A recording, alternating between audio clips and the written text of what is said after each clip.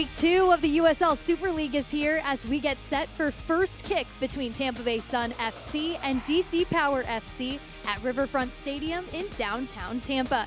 Welcome to the USL Super League on Peacock alongside the former Georgia Bulldog forward Marion Crowder.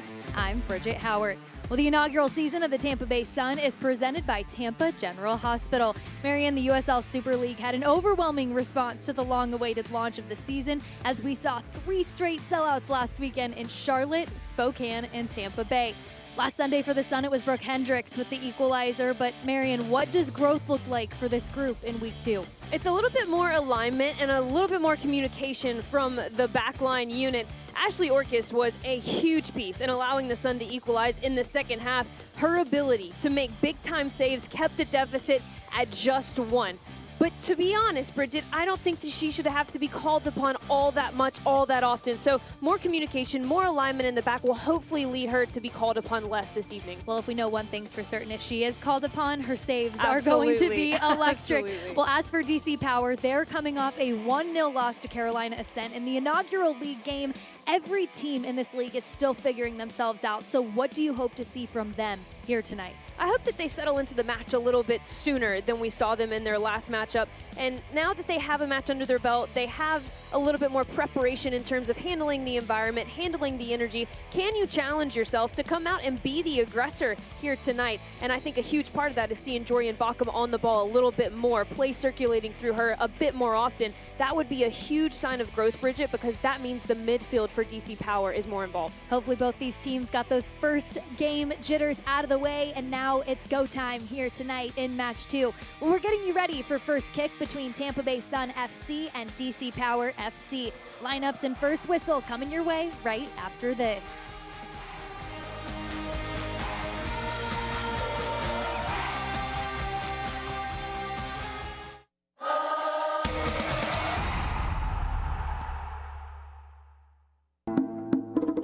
New flavors,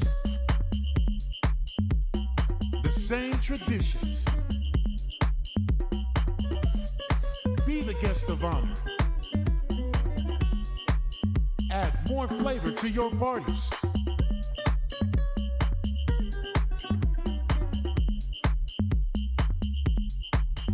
El Jimador, spiked bebidas. This is the beginning. This is a first practice, a first video session, a first pregame talk. This is a first ticket, a first scarf raise, a first kickoff. This is a tapestry of clubs and players and communities inspired by those who blaze the trail for women's sports, ready to inspire the next generation. We are the USL Super League. We're part of a movement, and this is our moment. The 2 most important days in your life are the day you are born and the day you find out why. Yeah, tricked. I said what I said. I don't care. I paint the town red.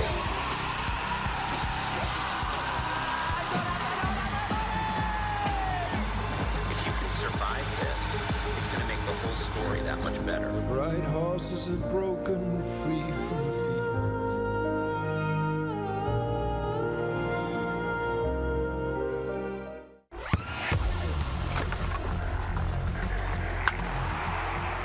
We all have goals.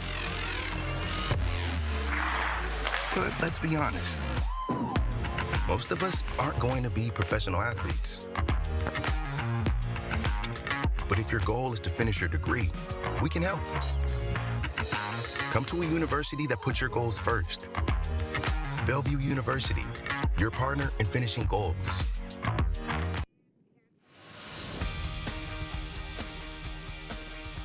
USL Super League Week 2 is almost underway as we're getting ready for first kick between Tampa Bay Sun FC and DC Power FC. Both of these teams played in the inaugural weekend. Last weekend, Tampa Bay Sun with a draw against Dallas Trinity. DC Power dropping their match in the inaugural game of the USL Super League season to Carolina Ascent. Well, as we take a look at Tampa Bay Sun's lineup here, Marion, you pointed out Ashley Orkis, but there are some really impressive players on this lineup that I don't know if we saw their fullest capability in that first game of the season. We talked about those jitters. I think we are really in for a special treat here tonight with this lineup. Yeah, I couldn't agree more, Bridget. I think that we need to see a little bit more from the outside backs for Tampa Bay. You see Denisic, a new addition to the lineup, but really where the growth is going to come is from the midfield involvement. Can Erica Timrite get the ball in a little bit more advanced positions? Riley Parker was having to drop very, very deep last week. Can she stay high and occupy the two center backs this evening? DC Power, they lost, but it didn't feel like they lost. They had so many great sparks and moments in that game against Carolina Ascent last weekend. And you pointed out Jorian Bockham, but this lineup as well, there's so many names that you know on there and you see. This is a group that wants to build out of the back. How do they really get that going early against Tampa Bay? Yeah, a lot of it is relying on the center backs to start in the positioning. So Stringer, Friedrichs, they already have that relationship. Can they combine and open up the space a little bit more for the outside backs to get higher? That will funnel in through the midfield channels, and then Guiyu and Lee on the right and the left. They are going to be key in keeping the width for DC Power this evening. Well, both of these head coaches, they know what it takes to win in professional soccer. Frederick Briand, he is the DC Power head coach, was a former assistant with DC United. He's got an extensive playing career himself. And then we look at Tampa Bay Sun FC's head coach, Denise Schulte Brown. Look at her. She's got a fire fit once again here for match 2, Marion. The earrings. The blazer vest, I am loving it. And you got to give credit to this whole entire Tampa Bay Sun. It was a team effort. She said that I wanted to dress the part, but I also wanted you guys to feel good when you look at me. And so it was a whole team effort for Denise Schulte Brown's outfit last weekend. I assume it was probably the same for this weekend, looking like a rock star as ever. Yeah, no, I love that. And she said Jordan Listro, obviously their prior relationship from USF, she had no problem telling coach, hey, maybe we should go with a different outfit here. All right, well, it is first match is underway this weekend for week 2 in the USL Super League. Tampa Bay has the ball on their half of the field, and already there with that first tackle, it looks like it might be a little bit of an aggressive one this weekend. Denise Schulte Brown was telling us when we spoke with her this week that they were a bit surprised by the aggressiveness of Dallas last week. Their midfield was a little banged up, but I think they're ready for it. Yeah, I think that anytime you have to deal with Amber Brooks in the center of the park, it's something that you expect. You see it in the scouting report that she's going to be tough, she's going to be a physical presence, but the extent of that physical presence was really the shocking point for Tampa Bay. Amber Brooks, to her credit for Dallas Trinity, really took the midfield out of the game for Tampa Bay. She forced a lot of defensive effort from the group to try and win the ball back. So I don't assume we're going to see that level of physicality in the midfield. But if you are DC Power, you're recognizing that that was an issue for Tampa Bay Sun and their ability to build through the thirds. So can perhaps you take a page out of Amber Brooks's playbook here this evening?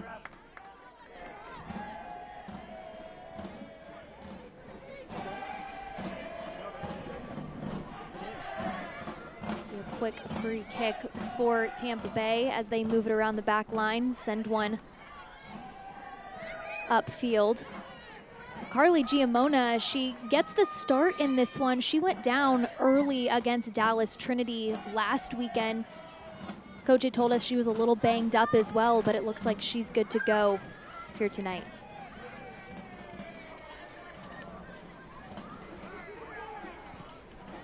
Viv Bassett sends it forward.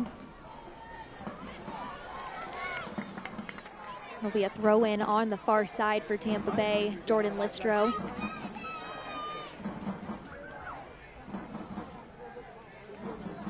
The Sun will make their way up the far sideline.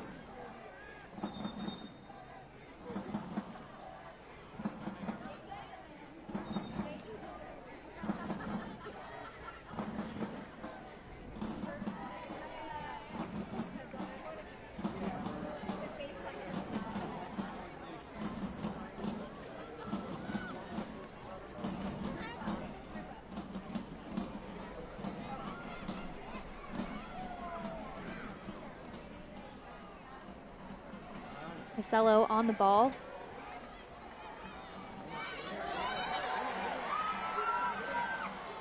DC Power able to clear it. Will once again be a throw in for Tampa Bay. On the near side, Kristen Edmonds. She was picked up just last week from Gotham FC.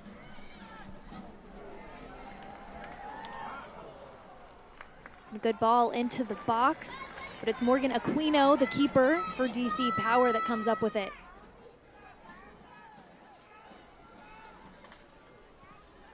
DC Power, Marion, they really like to build out of the back. That was very clear that that's the style of play that they want to have. They want to be able to keep possession. But as you can see here, Tampa Bay really putting the press on early.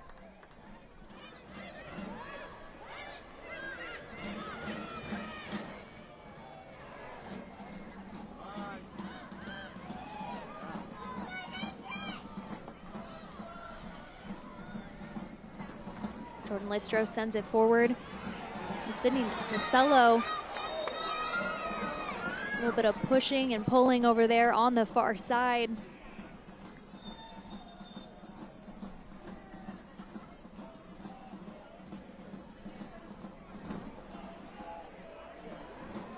Sydney Nasello slow to get up there.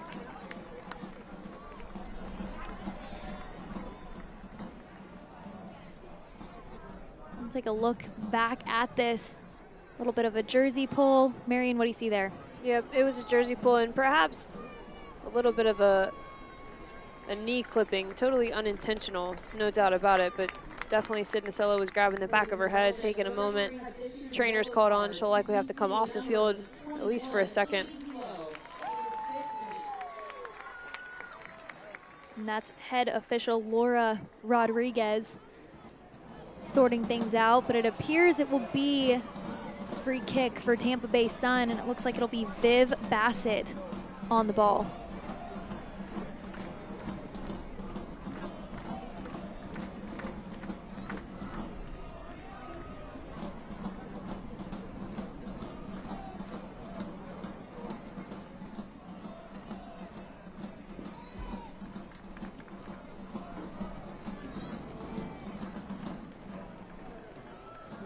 Once again, a free kick here for Tampa Bay Sun FC. They've been active so far in the final third in this first half.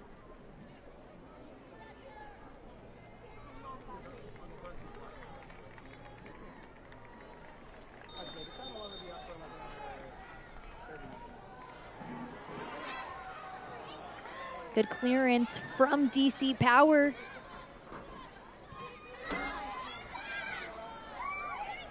The Sun will work it around the back once again.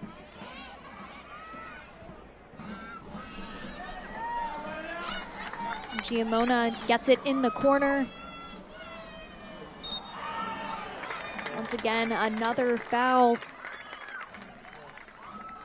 by DC Power.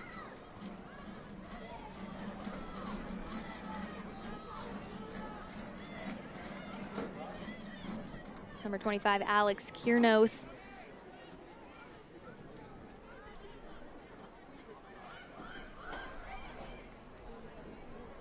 So far, we've seen a lot of aggression from DC Power, and I think sometimes those moments just come from being game fit. But here we see the free kick from Tampa Bay Sun.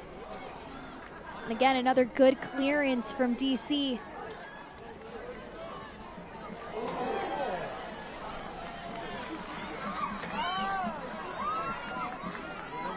Katrina Guiu puts it across. Dorian Bockham on the ball. Really well done from Edmonds there, just to mitigate that moment of transition, shuffle Dorian Bockham outside the frame of goal, allowed the defenders to funnel back behind her. They got their shape back very quickly, did Tampa Bay. Yeah, they looked very organized. And again, Coach Denise Shelty-Brown told us that Dorian Bockham is like a dog, right? She said, but she has a lot of bark, but she also has bite to her. Yeah, she'll bite. She will bite. She's able to break down defenses so quickly that you almost don't recognize what's happening until it's already happened. And so you saw that there in transition. But DC Power will work it around the back once again. Ashley Orcus sends it out to Brooke Hendricks. Tries to get it to Riley Parker up top. once again be another free kick for Tampa Bay. You can see the frustration from Jordan Listro.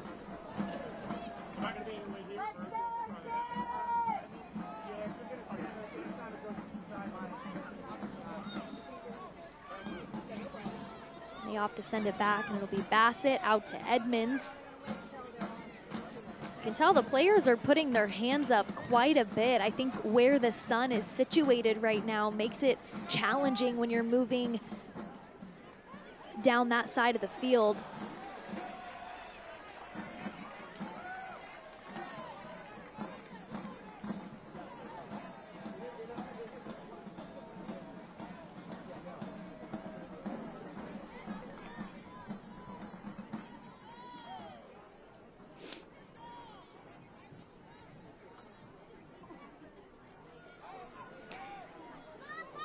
It's 91 degrees right now in Tampa at Riverfront Stadium.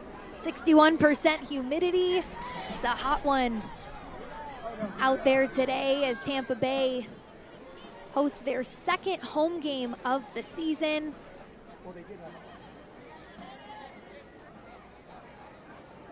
And that was a great example of what DC Power is trying to do on the defensive side of things. They're fine allowing the center backs to have the ball, but as soon as that gets funneled wide, they want to create that pressure pocket to hopefully find the ball in an advantageous area, make it a little bit shorter of a transition into the final third.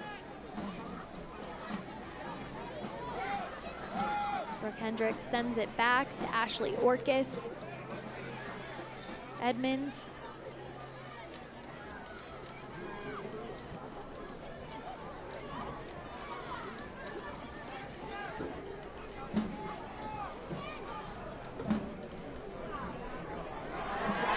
Riley Parker almost gets a touch on that one. And it'll be Aquino sending it out of bounds. Coach Schulte Brown told us she really wanted Riley Parker to be more active in this match. She went many minutes against Dallas without even touching the ball, and Denise told us, when I was a forward, that would have never happened, and she really is asking a lot from Riley Parker in this one today. She said, I want you to be more vocal. Marcelo cuts this one off, gets it to Parker. Parker with time. What a save from Aquino. Riley Parker had quite a bit of time there at the top of the 18.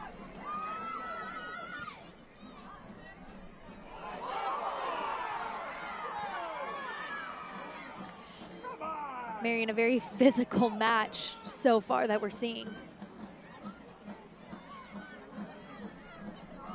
Which is very interesting considering the principles that both of these coaches really like to instill in their players. They're both coaches who enjoy having the ball. They like players who enjoy having the ball. They like to build. They like to play through the thirds. And oftentimes what we'll see with matches like this, where it is very physical, there is a lot of downtime, is it's very difficult to get a rhythm going in a match like this. So for two possession-oriented teams, it is a bit surprising. But I would say early on in this one, Tampa Bay absolutely has the majority of the possession. But to DC Power's credit, much like what they did with Carolina in the opening weekend, they're fine with them having the ball, and so far, Tampa Bay has not proven that they can be dangerous and turn those possession moments into something meaningful. And once again, Katrina Guiu putting a lot of pressure on this back line, these outside backs. Little room for mistakes, but they're just a little too much on the back of Kristen Edmonds to result in a free kick. Be a rundown on that far sideline will result in a Tampa Bay throw in. Ashley Clark Lemieux on the far side. It will be Jordan Listro taking this throw.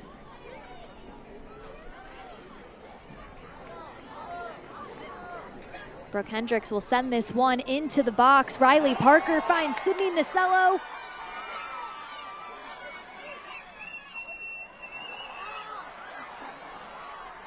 Bounces around in the box. And Riley Parker puts this one away. Tampa Bay Sun up 1-0 here early in this first half.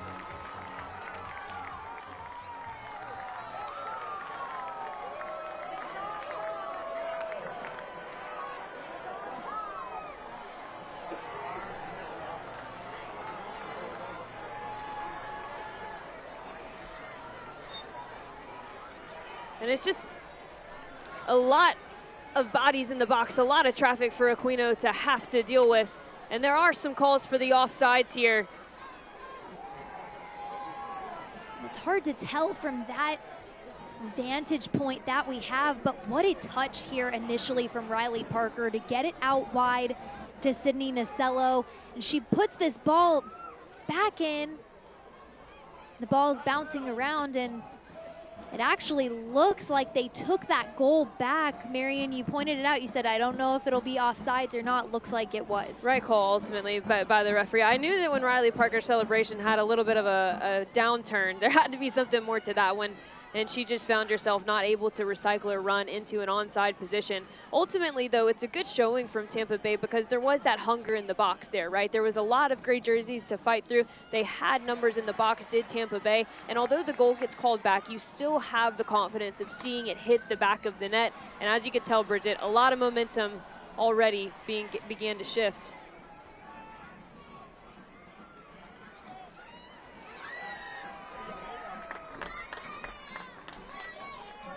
Kristen Edmonds on the ball will send it out wide. Sydney Nasello all over this pitch so far. And that's a hard situation, right, Marion? Because the ball is bouncing so much in that box that you don't know even if you're onside or offside because there are so many bodies. Kristen Edmonds gets the ball once again. And to your point, Bridget, you've really got to give DC Power, their back line, a lot of credit for being able to step their lines up in such a clean manner. It's a pretty risky move to take from a defensive standpoint, but you do have trust in your goalkeeper. You keep your lines a little bit higher. You mitigate the poaching risk of a player like Riley Parker, right? She now has to come back to around the 12-yard spot instead of the 6-yard box, in which for most number 9s, they really don't think about that. They think, how can I be as close to goal as possible? How can I get this toe poke in? So excellent look of defending there by DC Power. That close to net too. It's a risk you take making that step. We've seen a lot of free kicks so far, and once again, another one for Tampa Bay.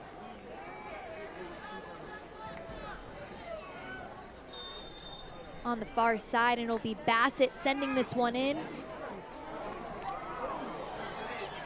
Brooke Hendricks got a deflection, sends it out to Clark Lemieux.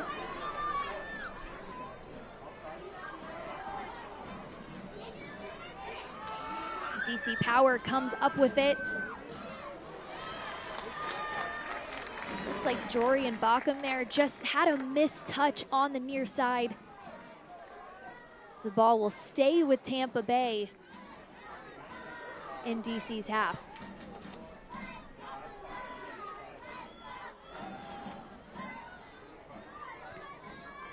Bassett sends it across. Hendricks.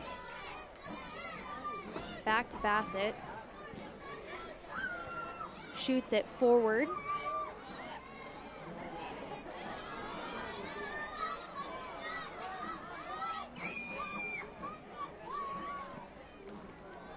Another ball forward.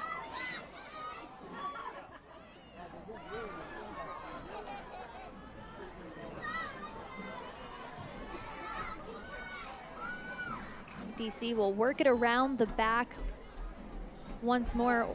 Aquino getting a lot of action so far in this first half. She'll send this one out wide, and it'll come up with Tampa Bay.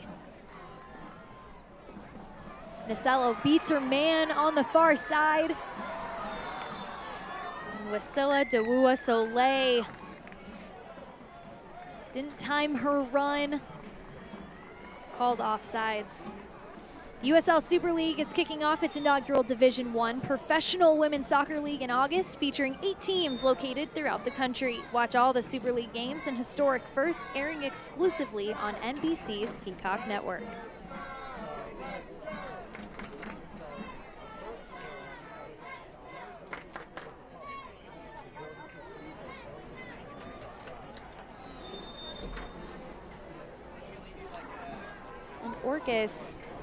And Aquino taking a sit there on the field.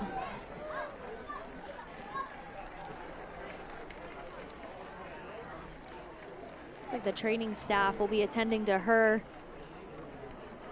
Marion, cramps? What do we think? It is a hot one. Yeah. It's a hot one. Definitely had some kinesio tape as well on the quad that the trainer was working on. And Fred Briant's gonna take a moment.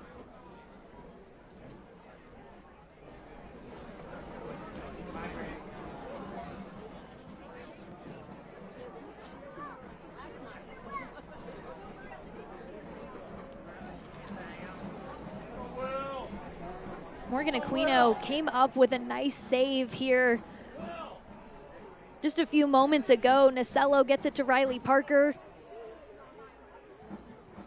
And her back line really didn't do her much good trying to build out of all that pressure. Riley Parker seizes the moment.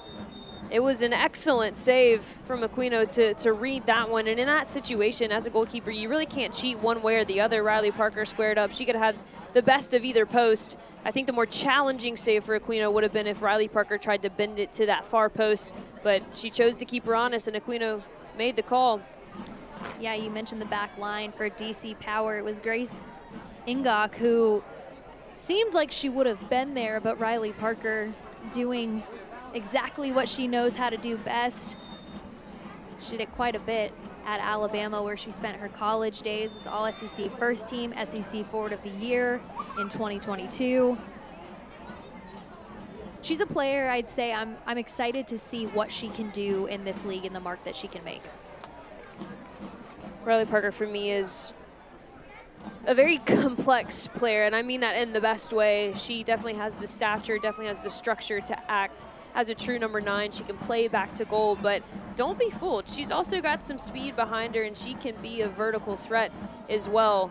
For Alabama, she didn't often have to do that because she had the playmaker, also in the Super League, of Felicia Knox, who would pick up the balls in the midfield, and that was her first look, was Felicia Knox to Riley Parker. And now Riley Parker, as these teams are beginning to form their relationships, they're continuing to form their identities, I will be interested as well, Bridget, to see which role she takes on a little bit more. Jorian Baucom taking on Brooke Hendricks, and this one just goes off the touchline. I think Baucom wanted to see if she was going to get a foul there.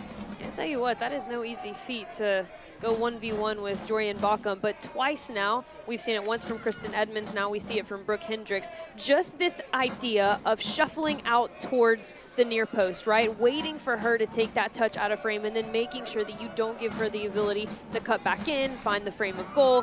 When Jorian Baucom gets herself and gets her hips within the frame of goal is when she is the most dangerous. So it's been excellent so far from Tampa Bay to mitigate the attacking transitions from her.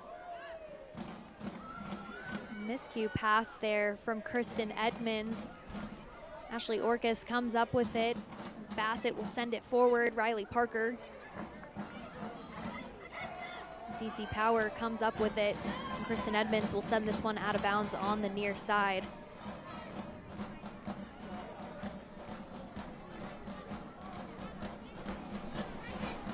Another throw-in for DC Power. Alex Kiernos with the throw-in. Sydney Nasello putting a lot of pressure up top on this DC Power back line.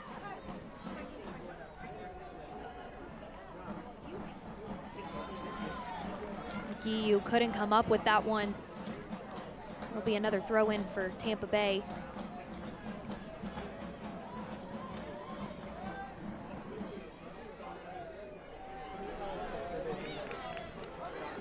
Tampa Bay, when we were speaking with Denise Schulte-Brown earlier this week, she said, I want our group to get things figured out quicker in the first half. I know you alluded to that as well with DC Power, but for Tampa Bay, I think you're already starting to see them figure out their pace, what they want to do with the ball, and they're figuring it out early, which is exactly what Coach Schulte Brown wanted. Denny Nacello takes it up that far sideline. Megged her defender, but gets a jersey pull once again, and Laura Rodriguez will show a yellow card.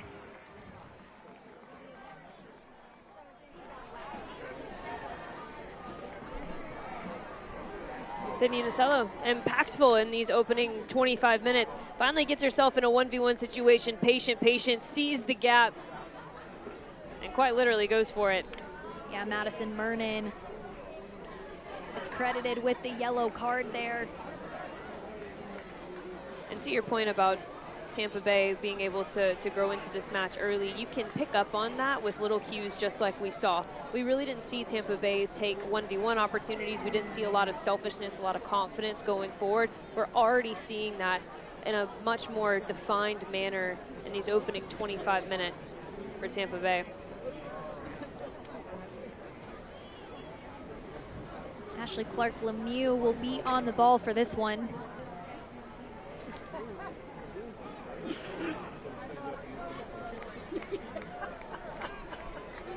A lot of stop and go in this game so far. To your point, it's been, I think, a little challenging, at least for DC, to find their rhythm. Tampa Bay, though, had the majority of these free kicks, so they've been able to get reset quickly.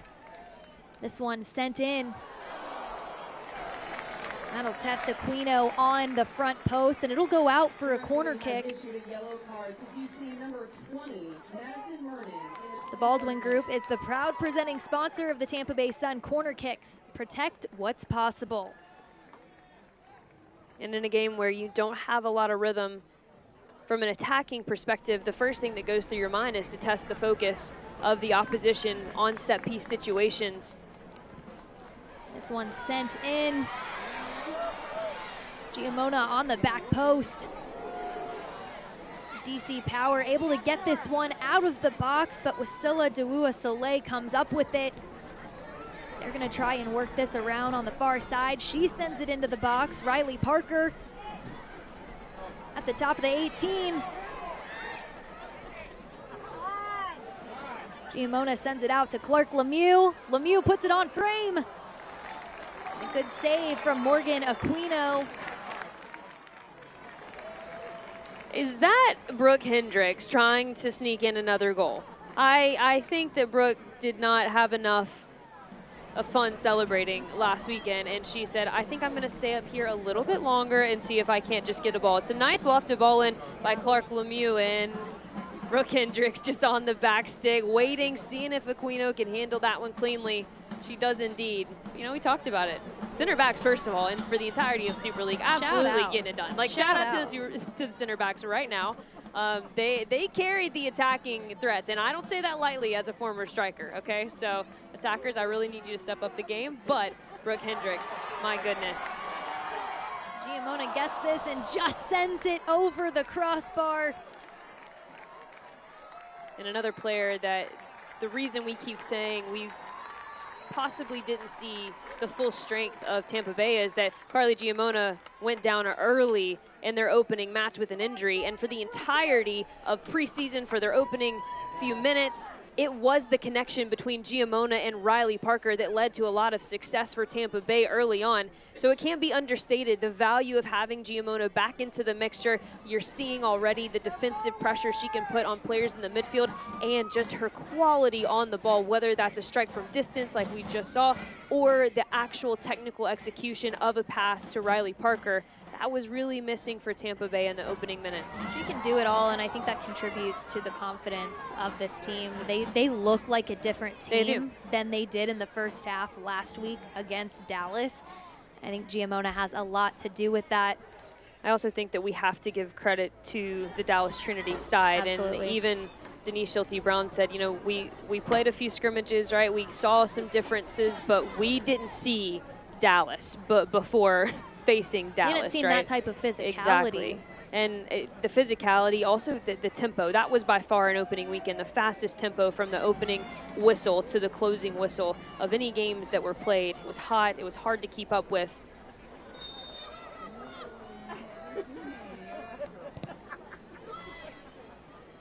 Sent into the box. And Escort, Charlie Escort sends this one sailing over net. Again, those are so challenging, and I was a forward, you were a forward. You get the ball at the top of the box, you know that you've got a little bit of time, and it's just a matter of being clinical in those moments and putting something on frame. And that one, it just looked like the ball, it didn't do what she wanted it to do.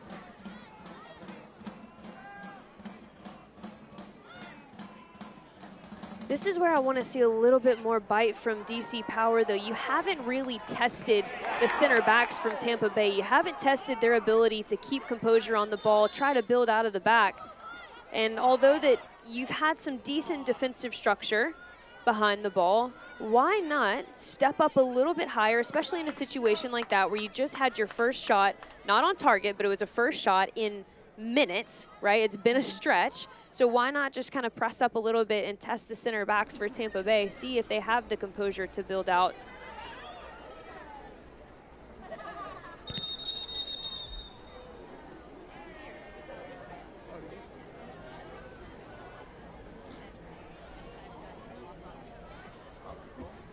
Laura Rodriguez saw something she didn't like, so it'll be a free kick, it looks like, for DC. Susanna Fredericks will send this one back.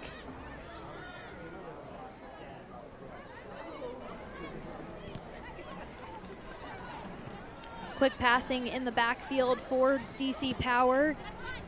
Fredericks sends this one forward. Bassett puts it out of bounds.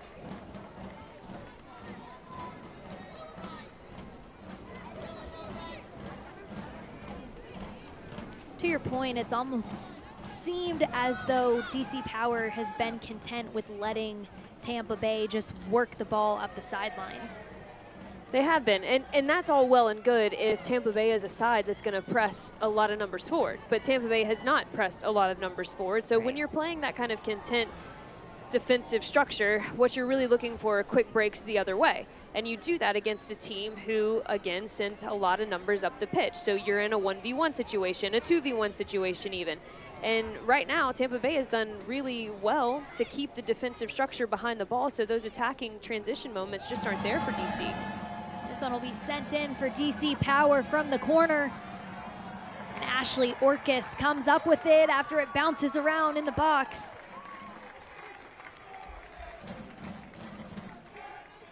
This was a good ball sent into the box, far side. Any ball sent back into the mixture is always difficult for a goalkeeper. There's so much traffic to work with, and oftentimes the ball's going to go back from where you just came. You're changing directions. But Ashley Orcus, again, a player that I am so familiar with from her college game. Bridget, it's not often you have a goalkeeper that wins 3 SEC Goalkeeper of the Year titles. That's the kind of goalkeeper that Ashley Orcus is, and a player that I think is going to be a mainstay and someone that Tampa Bay can really build their future on.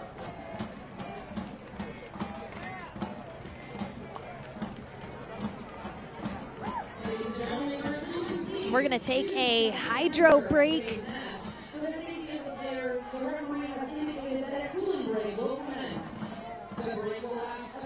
Let's take a look back at that Riley Parker goal, not goal, that was eventually called offsides. This was a great opportunity from Tampa Bay. Riley Parker to Sydney Nasello. She sends it across. But then how about the work of Clark Lemieux to keep this in? Giamona. And then Riley Parker once again. There were so many players involved in this play. Yeah, there were. And credit, it looked good, right? The flick from Riley Parker looked good to the wide areas. There were lots of numbers, lots of hunting going on in the box for blue.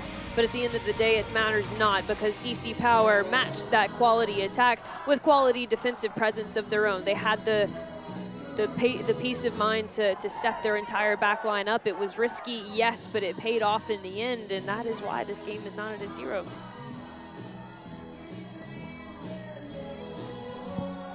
Select is the official match ball supplier of the USL Super League and many elite leagues throughout Europe. Visit us.select-sport.com for the latest Select products, specials, and more.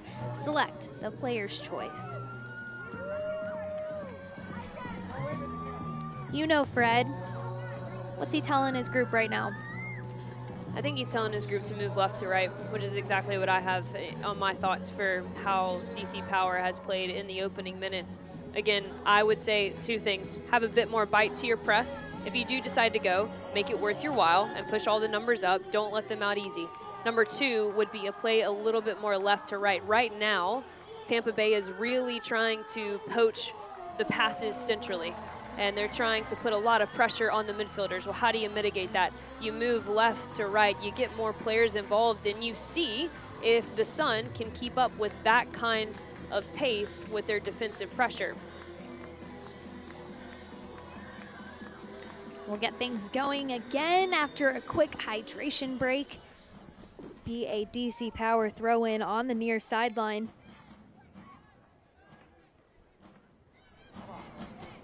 Good 1-2 passing there. And this one will be sent to the far side. Katrina Guiu comes up with it.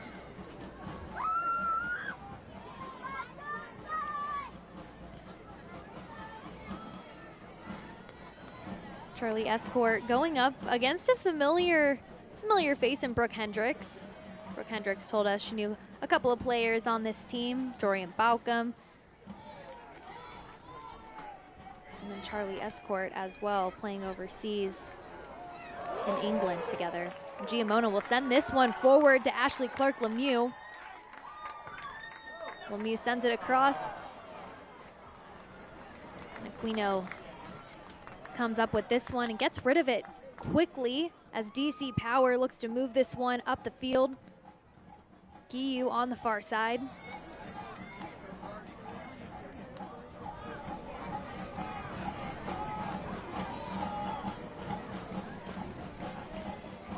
Escort gets it near the corner.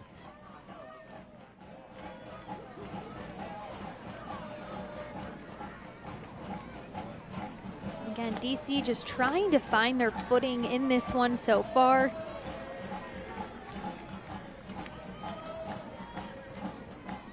Sydney Nasello coming way back for this one. She'll make her way up the midfield. And that one will be sent out of bounds.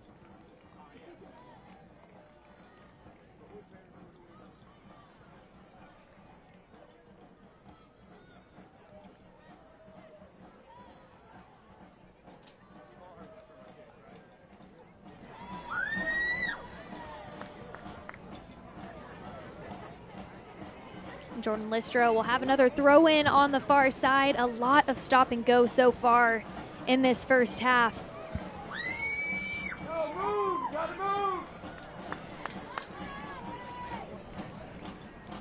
Brooke Hendricks puts this one forward. Looks like there was a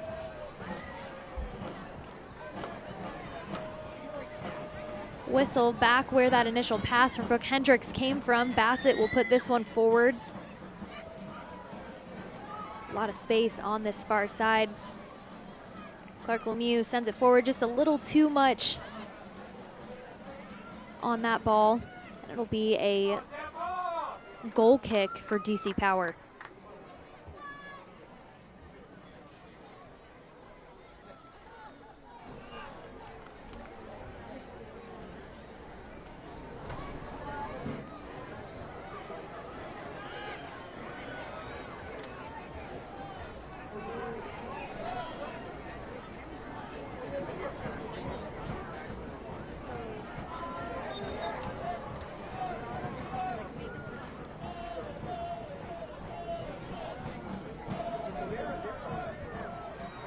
Once again, be another throw in for Tampa Bay. Jordan Listro and Brooke Hendricks. DC Power, you're starting to see more after that hydration break, them putting the press on Tampa Bay in the backfield. DC will work it around.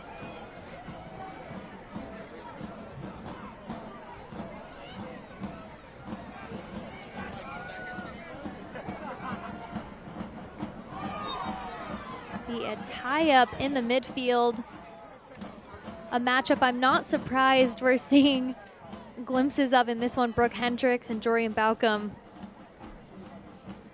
One to keep your eye on for the remainder of the night. And as this half wears on, it is definitely opening up a bit more box to box than we originally saw. Guiu puts this one across the face of goal, and Edmonds will header it out.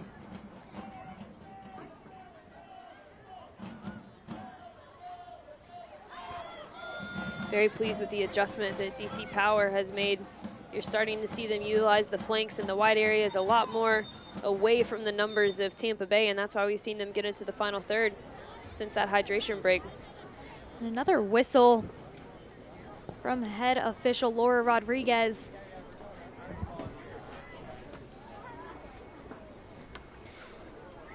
It looks like there's a player down in the corner off the pitch. Looks like Ashley Clark Lemieux.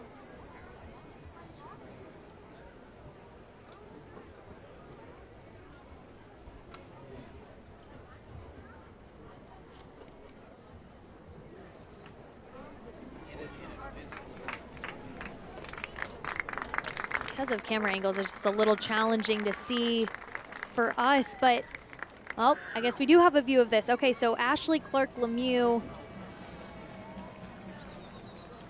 looks like she just got a bit tangled up. What do you see there, Marion? Yeah, absolutely, and where the tangle occurs was a little questionable. At first glance, I thought perhaps she had gotten a late hit into the barricades over there, but she does seem up. Seems like she took a heavy brunt of it, though. It's never a good sign when you see a player laying next to a fence. No, no. When wall, it's that close nothing. to the pitch. Timrak isn't able to stay on her feet.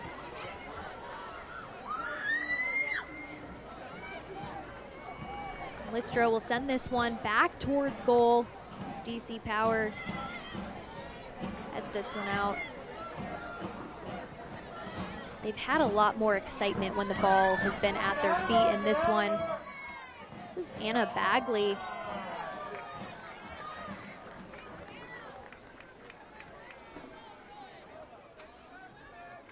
Kristen Edmonds gripping that left ankle.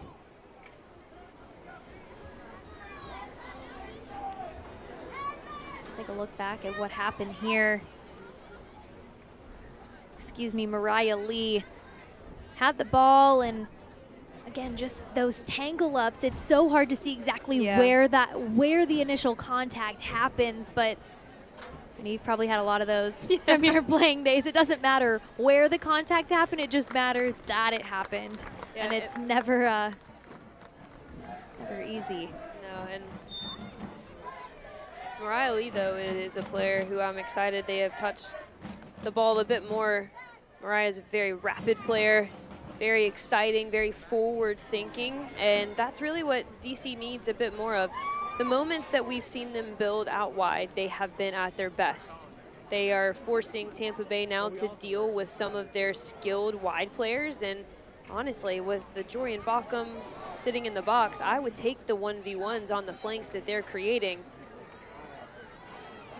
First touch from Timrak just gets a bit away from her, and a tangle up again in the midfield. This time it'll How many be, times are you going to say that? This time it'll be a I free know, kick. I know. Like, did you have on your bingo card that we would have to say tangle I'm up? going to start taking tallies here. We're about 20 behind. Yeah, so 20 behind. But again, another free kick here in this match, but this time for DC Power. And look, that's what it's going to be, and sometimes you can never, that's the beautiful part about this game, you can never predict what's going to happen. If this is the way it's going to be, you need to dial in the focus for these dead ball situations.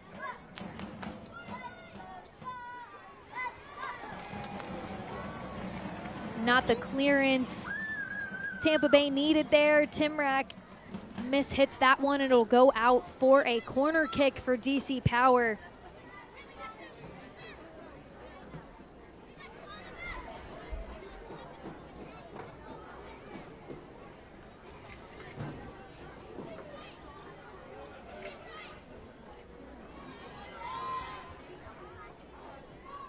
This one sent in towards the near post. It will stay inbounds, back in front of net, and Orcus comes up with another big save. No surprise there, though. One thing about Ashley Orcus that you'll never say, you'll never have to tell her to be more brave. A player who is always brave, challenging for those 50-50 balls inside the box. And like we talked about on the flip side for Tampa Bay, these recycled runs, these recycled balls back into the mixer, back into traffic, very, very difficult for goalkeepers to deal with. Not only are you dealing with the numbers of the other team, but you're also dealing with the facts that your line hasn't cleared yet. And Ashley Orcus makes that one look very easy. I know, speaking with Brooke Hendricks last weekend after their match against Dallas, I asked her, you know, how much confidence does a keeper like Ashley Orcus give your back line? She's like, it's everything. And I think in those moments where for some keepers it would be, there is a lot of traffic in those moments, can be a bit uncertain. It's not for this Tampa team because of Ashley Orcus. Yeah, and that goes to the offensive side of things as well.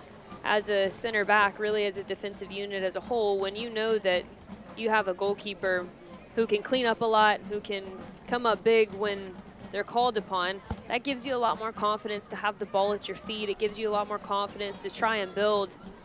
You're not so worried about making mistakes. This one sent back in, and Guiu, that'll be a free kick just outside the top of the 18. Looks like there will be about 5 minutes of stoppage time in this first half. That'll be added on to the clock. Jordan Listro, I don't know if we can get a good look back at this. Jordan Listro tries to go in for that tackle, and late for sure. Late. So this will be what might be DC Power's best opportunity of this first half. It'll be Ngok. It looks perhaps. We have a couple of players circling the ball. You've got Ngok from a deeper position. Looks like she'll go out to be an option out left. It'll be Duong over the top of it, perhaps. It'll be interesting to see what they do here, right? You've got Ngok without a man mark over there. That'd be more of a cross type of service, but this is also a brilliant spot to hit one yourself. You can challenge a team in so many ways from this position on the field, like you just said, and it keeps teams on their toes. Tampa, I mean, you can see there's two players right at the top of the box. Yeah, so you've got an option left, an option right, and then she's got the option to go herself. If she goes herself, it's got to be the perfect combination of power and finesse. And that one will be sent way over the crossbar. And in that moment, as a player who is taken from that spot, and just seeing the height of the wall, I would have made the decision to just set that to the right and let the player who is a little bit more centrally to the frame of goal have a go, a nice little one-touch strike. And if anything, in that position, you almost aren't opposed to having a ball bouncing around in the box, right? So Correct. To keep it low and on the ground isn't a bad thing in those situations. Correct.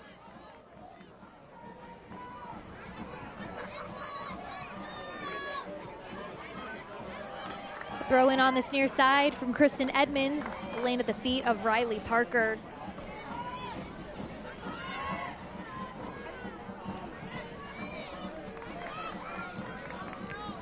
Tampa Bay came out guns blazing early on the offense.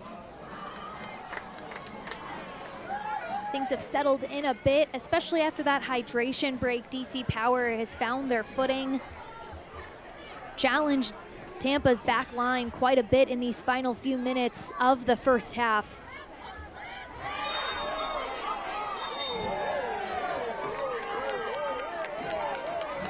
Bit of chit-chat back and forth there between Balcom and Bassett. Add another tally to the sheet, Marianne. A free kick for DC Power.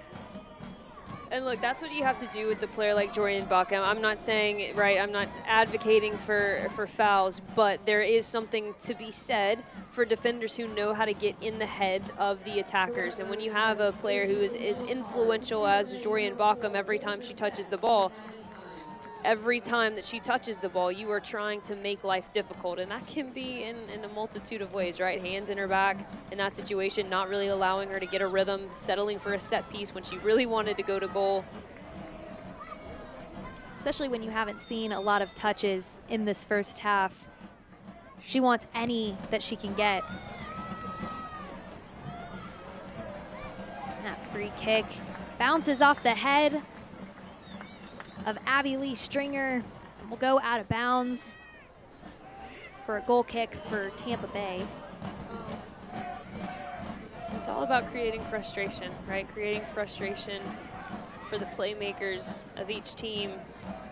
And I would say handedly that Tampa Bay has done a nice job of creating some frustration for DC Power, but the more that this half has progressed, the more that the DC Power side has grown into it. And a lot of that is because they have stopped doing just that. We see right there a perfect example of what happens when you try to play those balls centrally. Where the success has been coming from for DC Power in the last 10, 12 minutes is when they've been playing the ball out wide, getting their playmakers in some of those 1v1 situations. They have the speed out wide, yes, to cause fits for the outside backs.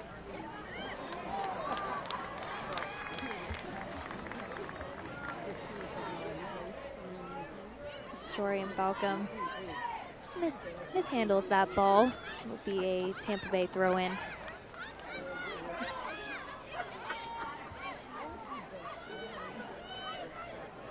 We've seen it a couple times in this first half, but whoever has been throwing it in for Tampa Bay, you could see a little bit of the frustration because there has not been a lot of movement on throw-ins on either side. You know, throw-ins are a place that we don't talk about much because it's just a free possession and it should be as such, and you can definitely see that the Tampa Bay team has been frustrated with their throw-ins. The other thing that they've been frustrated with is lack of creativity in the final third, right? They're having some good moments, they're having some good quality chances, they've got the numbers in the box. Can you be a bit more patient and have a little bit more creativity to pull some numbers out of DC Power structure? And then for DC, we've talked about it, right? Having a little bit more bite to your press and then continuing to take advantage of the wide areas and trying to funnel the build-up through those wide channels, through those 1v1 players. I think right now they're just giving too much respect for Tampa Bay in the build-up. So we'll see if that changes in the second half. Yeah, and it's interesting because a lot of these players, they know one another. They know they know what these teams are built of, and so you kind of go into these just knowing the reputations, and that's almost a leg up in some matches. Oh, yeah. All right, well, looks like we might have Riley Parker down here on the sidelines for Tampa Bay. Riley, if you can hear us. Yeah, I think I can hear y'all. All right, well, Riley, a great first half from your group. Let's talk about that goal. That's not a goal, offsides, unfortunately, but a lot of great build-up to that moment. What did you see there in that moment? Honestly, I thought the first shot, I think it came in from Carly. I thought it went in. I was already celebrating, and then it just hit the post, and I was like, oh shoot, I'm right there. So I went and got it, and then I turned and just saw an opening on the left corner and slotted it in, and then obviously I was pretty pumped up, and then very quickly deflated when I turned around and somebody said, oh, it didn't count, and I was like, no. But you know, it was a good opportunity. We had a lot of good chances, and I think if we just keep knocking on the door, one of those are going to fall for us. Riley, I think we agree here in the booth as well. A lot of excitement from this Tampa team so far. We'll see you in the second half. Thanks for the time. Thanks, appreciate it. All right, well, 0-0 at the half between Tampa Bay Sun FC, DC Power FC. A lot more soccer to be played. Don't go anywhere. We've got more coming up for you right after this break.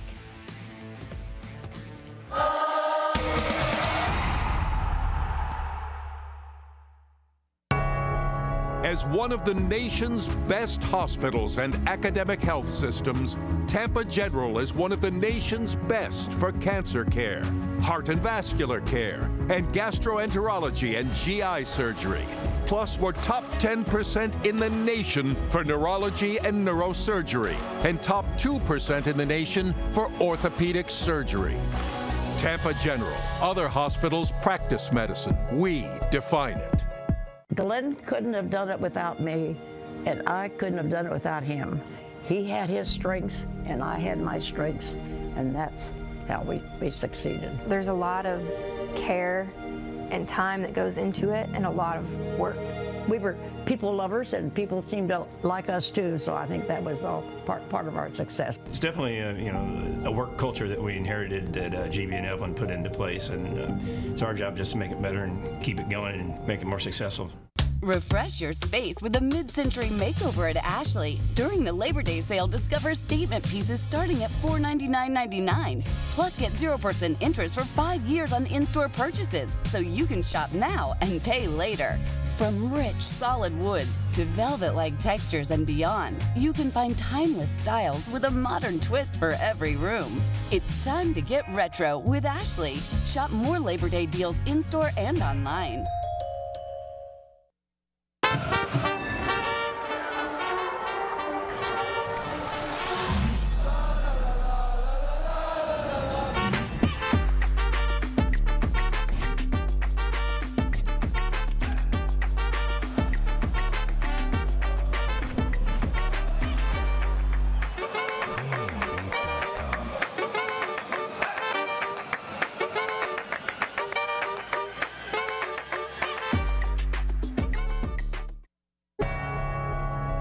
Once again, Tampa General is named the #1 hospital in Tampa Bay and one of the nation's best. This year in cancer care, diabetes and endocrinology, ear, nose, and throat, gastroenterology and GI surgery, heart and vascular care, obstetrics and gynecology, orthopedic surgery, and urology. Tampa General. Other hospitals practice medicine. We define it. We're at the break between Tampa Bay Sun FC and DC Power FC, 0-0. The halftime score, just presented by Tampa General Hospital. This first half has been a lot of stop and go, but let's talk about last weekend, the inaugural weekend of the USL Super League. President Amanda Vandervoort getting out to 2 of the matches, and Carolina Ascent was the first team to put a goal on the board in USL Super League history, and who else than Vicky Bruce? Yeah, what an opening weekend for Carolina Ascent. Vicky Bruce was the player, their first signing, the one that it means so much to. She's the one that ends up getting the goal. And there was even one point that the Sunset matched the kits for Carolina. But for Spokane Zephyr FC meeting with Fort Lauderdale, it was a penalty kick, and this one would end in a 1-1 draw. Amina Ekic with the first goal. It was so exciting to see 3 straight sellouts to kick off this USL Super League inaugural season. And so much more exciting moments and to be had in this year. And how about this, Dallas Trinity? They came out to Tampa last weekend and they got on the board early. Hannah Davison. Yeah, I mean, Dallas showed a lot of stuff. I don't want to play favorites at all, but Dallas was one of the best and most prepared teams on the weekend. But then you have the Tampa Bay Sun, who said, you know what? Yes, you won the first 45 minutes, but we're going to do you one better, and our center back's going to score to equalize. And there you have it once again, Amanda Vandervoort out in Tampa Bay supporting. All right, we've got more coming up for you right after this break. 0-0 at the half between Tampa Bay Sun FC and DC Power FC.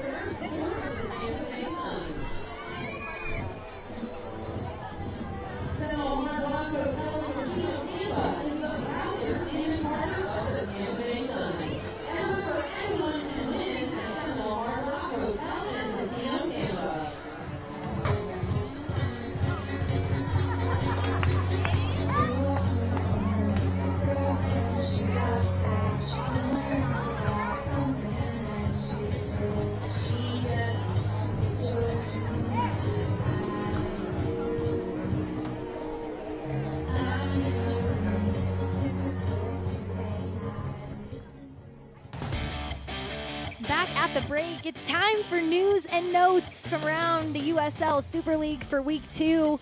Looking back at last weekend, it was a record-setting weekend. Marion, it was so exciting to see 3 straight sellouts. And how about Charlotte coming out with 10,000 plus fans? And how about this? We've mentioned it a couple times in the first half. A day for the defenders. 3 of the 5 goals scored last week were from defenders. We are giving the shout-outs to the center backs. Absolutely love it. I expect a little bit more from the strikers, and obviously the first goal in Super League history. Going to be a trivia question. Is Vicky Bruce, a player who this league means so much to? A lot of trivia questions. All right, well, here's a look at the upcoming schedule. All of these matches will be streamed on Peacock. Coming your way tomorrow, it'll be Carolina Ascent hosting Lexington SC. And then next Saturday, Brooklyn FC taking on Carolina Ascent FC at 7:30 p.m. And then on September 6th, we'll see Carolina Ascent once again taking on Fort Lauderdale United FC.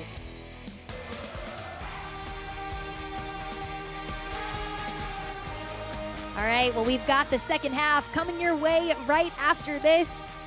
At the break, 0-0 between Tampa Bay Sun and DC Power.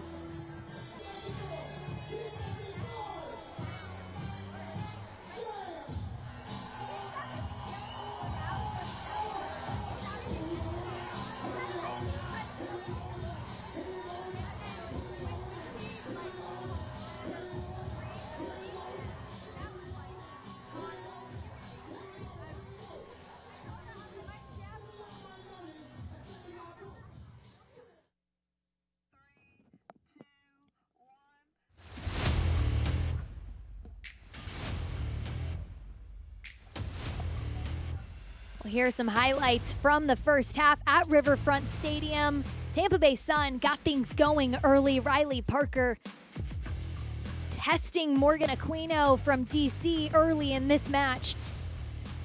And DC really, they tried to get things going in the midfield, but Marion, they could not find their rhythm through the central part of the field. Yeah, and that's a big credit to what Tampa Bay was able to do. They clogged centrally and they attacked in those high advantage areas. Riley Parker and company, you're going to have to be a little bit more creative in the second half. But as the half grew on, Bridget, really DC Power grew a little bit more into this match. They started to play outside in the wide channels. They started to utilize the speed and the playmaking ability of their wingers. I hope to see a little bit more bite to their press. You've only got 45 minutes left, right? So there is no holding back anymore. Fatigue should no longer be a factor. Put your shift in. If you need to sub, get a sub, but I think it should be high energy from the away side from here on out. And if you're a DC fan, you hope there's no step back in these early minutes of the second half because of the way that they finished that first half. They had so much momentum going their way. They were starting to figure things out. You have to come out that exact same way because Tampa, they just had a conversation in the locker room talking about those last couple of minutes. You know that they're going to try and break that press very, very quickly and you know, get rid of that press that DC was coming at them with. And one thing that we've also seen is just the immense amount of free kicks. Yes. Be prepared for those Get your tally sheets ready, folks. Over or under 20. You have to pick now. Over or under 20. I mean, they might have gotten them all out in the they first did. half. They did. That was a trick question, actually. Maybe over 10? Yeah. Still have hope. Laura Rodriguez is the head official tonight.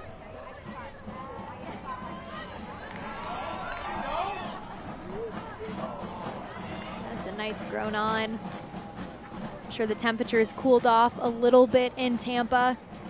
Started off at 91 degrees at first kick.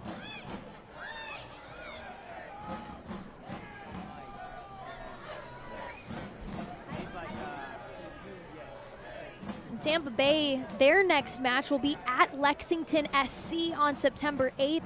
Lexington ushering in a new stadium. That'll be at 4 p.m. Eastern on Peacock. It's been really cool to see these soccer-specific stadiums like Lexington. You've got Charlotte, these stadiums on national television. That once again, Riley Parker. We're just gonna have memes of Riley Parker's facial reactions. Riley Parker, yeah. And look, already they're finding some success. Tampa Bay is down this right-hand side. Jordan Listro getting forward, and the early run from Riley Parker was there. And did that hit her hand? It did. It ended up being a handball, and it almost ended up being a favorable deflection in the back of the net. But that's what Riley Parker is at her best. She is a poacher in front of goal. Don't get me wrong, she's got the ability to go from distance, but the closer she is to that 6-yard box, that's really where the magic happens for Riley Parker. And it almost seems just her presence causes fits. Yes. She doesn't even have to touch the ball. DC Power will get this one in the midfield. Kristen Edmonds will watch this one roll out of bounds. You know, for DC Power, a player we really didn't call in the first 45 minutes was Charlie Escort. And so as you were an attacker, I was an attacker, and really when you're playing in this two-front, you're always taught this aspect of balance, right? This concept of balance. If one's gonna go, the other one's gonna drop. There's always gonna be one coming to the ball. There's always gonna be that deeper option. And having a little bit more of that balance and perhaps trying to find the shorter option, who is typically gonna be Charlie Escort, as opposed to the vertical option, who is typically gonna be Jorian Baucom, might find a little bit more success for Tampa Bay. And with that, DC Power, excuse me. With that, they also need to see some support from those outside mids as well, and that'll be Ashley Clark-Lemieux trying to put that one on frame. I wish in this very moment we actually were able to, you know, do the live screen drawings, because it's all about creating these advantageous areas, these overloads. And so when you have that balance as a two-front, you have one that's coming a little bit deeper, you have one that's stretching. What it does is it opens up the midfield space a little bit more. So you can kind of find that up, back, through motion, that up, back, through pattern a bit more easy. Carly Giamona on this one sends it out to Sydney Nasello. She'll put it across goal. It just looked like it got past Ashley Clark-Lemieux there on that back post. I've got to agree with the fans in the stands, though, is that you got to get on the end of that. I'm thinking, amen. It almost looked like it kind of slowed as it crossed the face of goal. Yeah. And was ready for someone to run right onto it.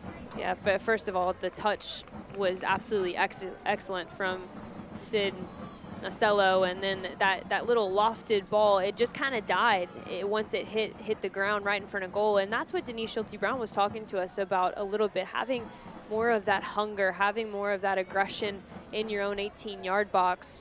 That's one where you've just got to sell out everything, see if you can get any part of your body to touch the ball.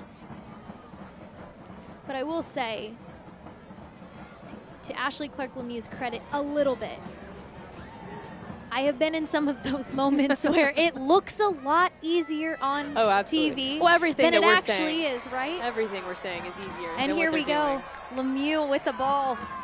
Sends this one across goal. Sydney Nacello just out of reach of that one. But yes, it all looks easier on television, right? But sometimes it looks too easy, and those ones might be the hardest ones to get to, depending on the way she angled her run. I love this ball from Ashley Clark-Lemieux. She's not trying to slot it back across the face. She's trying to send in just an early ball back behind the line. Giammona with another one off the crossbar, her second of the night. Love her shots from distance.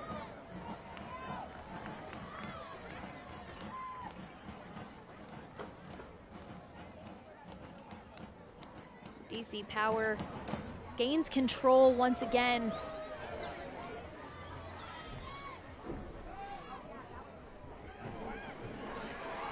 Again, it's just that final pass they have yet to find. They look good in these spells of 1-2 touch passing, working it around Tampa Bay. And here Jorian Baucom works her magic on the far side.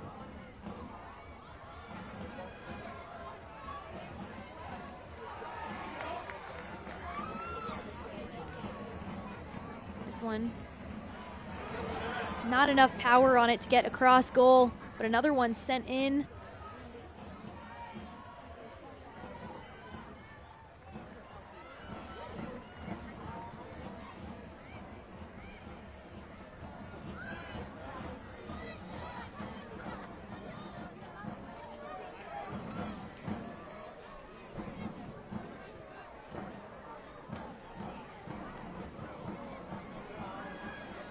DC, their home opener will be against Fort Lauderdale United FC at 7:30 Eastern on Peacock. You know this group is excited to get back home on their own pitch at Audi Field in Washington, D.C. Clark-Lemieux on this one once again. She puts it across goal. She tests the hands of Morgan Aquino. She's had a lot of action in this second half already. Yeah, we're seeing a different side to Morgan Aquino than we did in their first match, but Ashley Clark-Lemieux has been really excellent down that left-hand side, and I love the decision here because you put this one on the frame of goal and you've got the numbers on the backside as well. You've got to give credit to Morgan Aquino because if she does anything with that ends up in the field of play, Riley Parker is poaching on that backhand side, and that is a goal, no doubt about it. And Sydney Nacello once again on that backside as well. Two players you do not want free and roaming around in your box.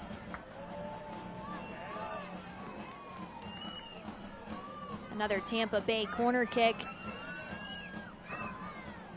This one bounces around in the box. Sydney Nacello gets it at her feet.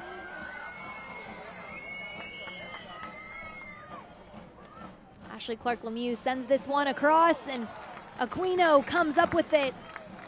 That Tampa Bay corner kick presented by the Baldwin Group, sponsor of the Tampa Bay Sun corner kicks. Protect what's possible.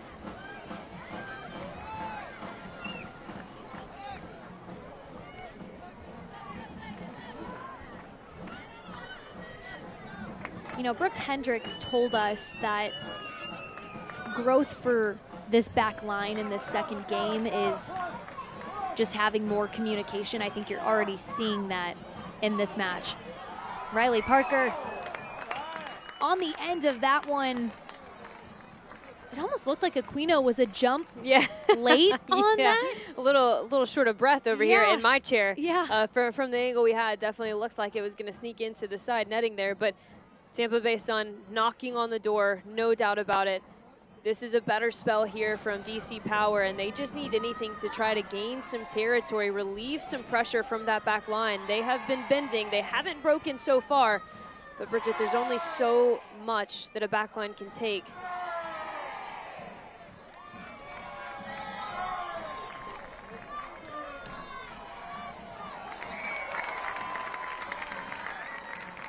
Again, another good moment from DC Power. Charlie Escort with the initial attempt with a shot on goal there, a player that you mentioned in the first half you wanted to see get in the action more.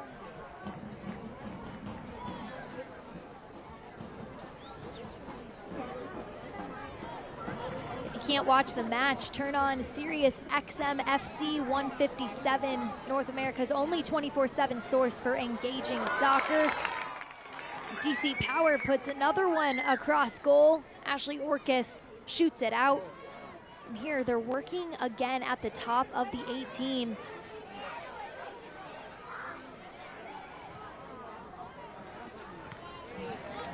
DC, their back line, so sound. And that'll be a foul on Grace Ingok. She knows as well as anyone if Riley Parker gets that ball and has open space in front of her, it's a dangerous time to be on that DC back line.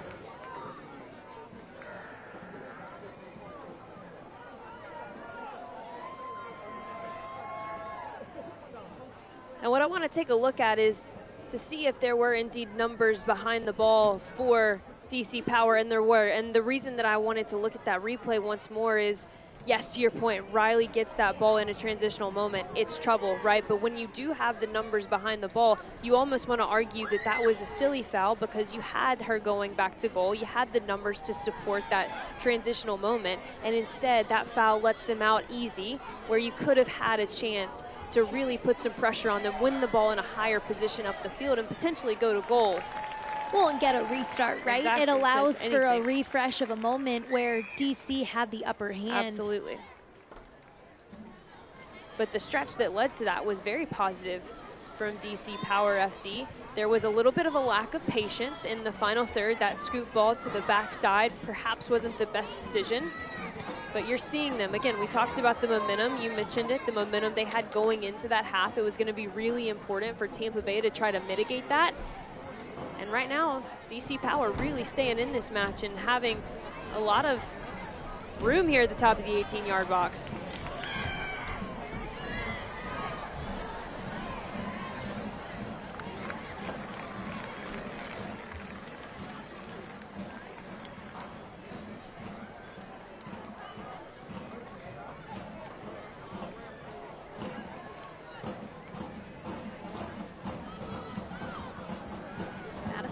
Did a nice job on that last play, stepping in front of Nicello. Again, DC Power almost has the upper hand in some of these moments because they weren't pressing for the majority of that first half. They still might have some fresh legs that Tampa isn't expecting to make moments bigger than they were in the first half. Similar moments bigger than they were in the first half, I should say. That's what you want to see from if you're Fred Briant, as this is a dangerous looking opportunity from Riley Parker, but well covered by the DC Power center back. And that's what you want to see from Fred Briant and his side. You want to see them just sell out for these last 45 minutes. What do you have to lose, right? You want to get back on the positive score sheet. You want to get back in the win column, because all it does is it builds confidence for a new team. Bridget, that is so important. Absolutely. We've got a couple of subs coming in for DC. Jennifer Cujo, coming in for Grace Ingok. She was just picked up a couple of days ago and added to this DC roster. We've also got Amber Diorio coming in for Alex Kiernos, as well as Anna Bagley coming in for Mariah Lee.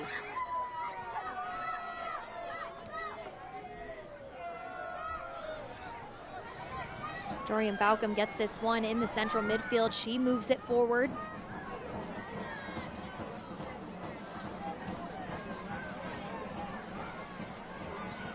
DC moving with quite a bit of pace there.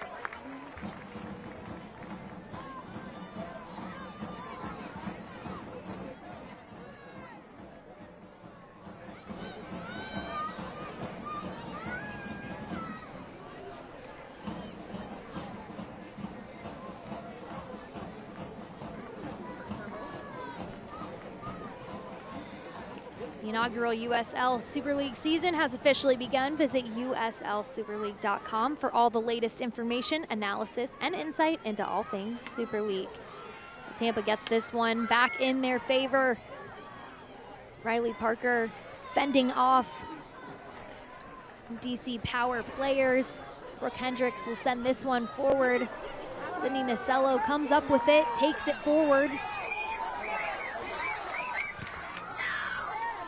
I've been impressed with the way Nasello has been able to cause fits against DC. She's been a lot more impactful than I think we saw against Dallas. Yeah, she's been the standout player for Tampa Bay just in terms of her willingness to go forward. It's been forward first. How can I create some positive momentum here and get myself or my teammates into the final third? Whether that's been on the dribble, whether that's been little combination play out wide, we've definitely seen her ability to service balls into the box. She's been a bright spot for Tampa Bay, no doubt. We've got a couple subs here for Tampa Bay. It'll be Dami Richardson in for Erica Timrak, and Talia Stodd in for Riley Parker. Talia Stodd, a player that just signed with the club this week. Coach actually told us she was unsure if she would even see time in this match because of her paperwork being an international player. So good to see her getting some minutes for the Sun.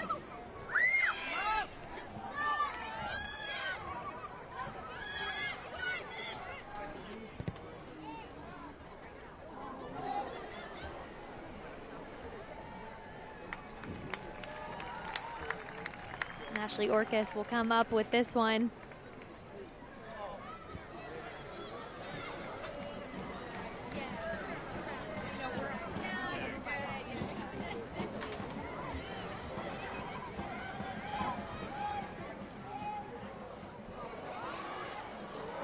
Ball across the box for DC, lands at the feet of Bassett, gets tangled up, but DC recycles and resets.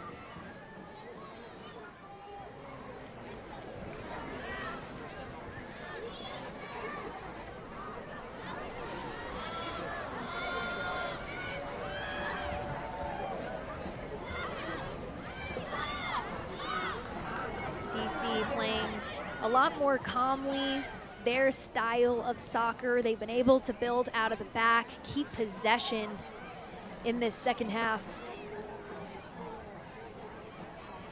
And they've opened up and done a few different things with their shape. We talked about the balance of the two fronts. So oftentimes right now, DC Power is doing just that. And sometimes they look like they have four across with a target, and that's causing all kinds of problems in terms of marking and defensive structure for Tampa Bay. It's forcing the Tampa Bay holding midfielders and their attacking midfielders to double down a little bit deeper into the field, and that's where you're seeing the space open up for the holding midfielders of DC Power. They can now find that central channel, they receive it on the half turn, and out they go the other way.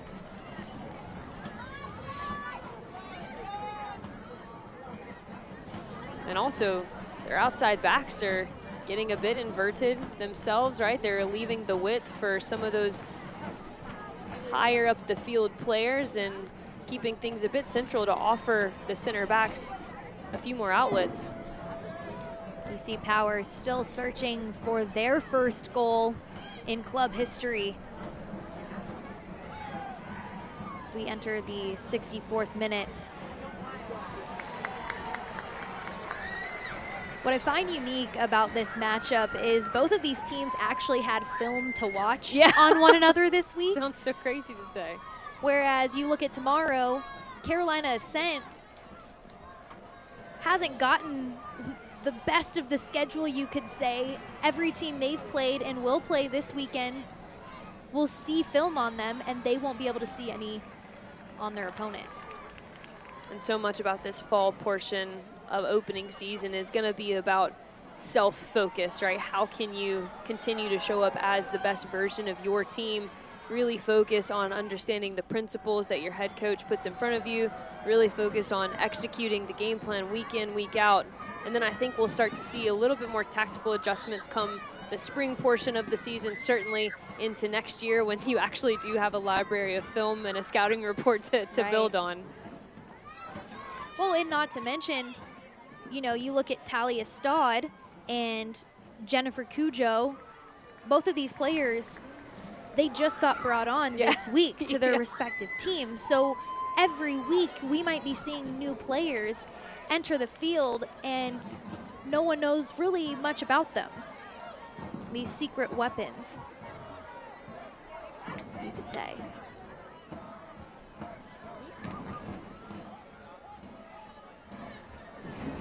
Tampa Bay work this around the back.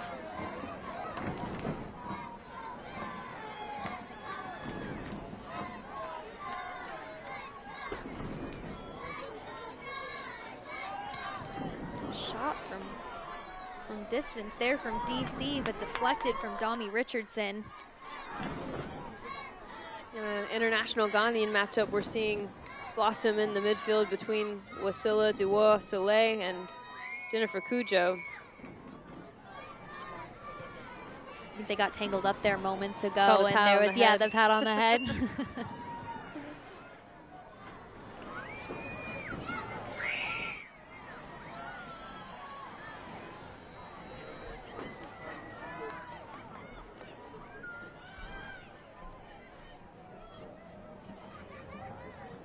Carly Giamona slow to get up after that tackle on the far side. Carly Giamona did leave the game quite early last weekend with an injury. Knew that she was going to get some minutes. I'm actually a bit surprised that she's still into the match.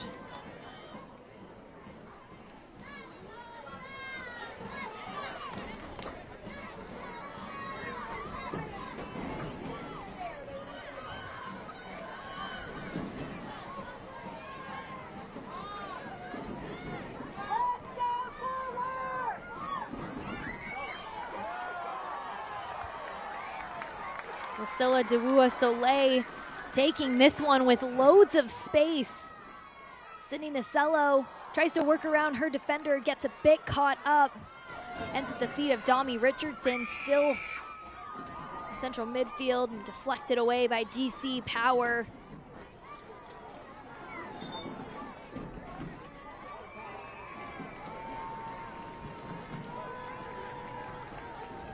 We'll have a substitution for Tampa Bay.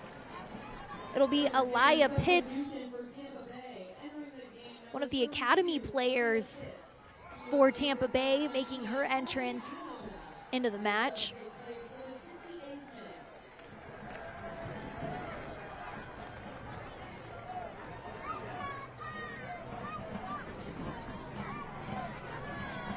So exciting to see all of these players get in on the action. Yeah. These young players specifically, they're getting to experience pro soccer. They're having such an impact. I thought Pitts was excellent last weekend. Quality minutes, a lot of quality debuts really across the inaugural Super League weekend.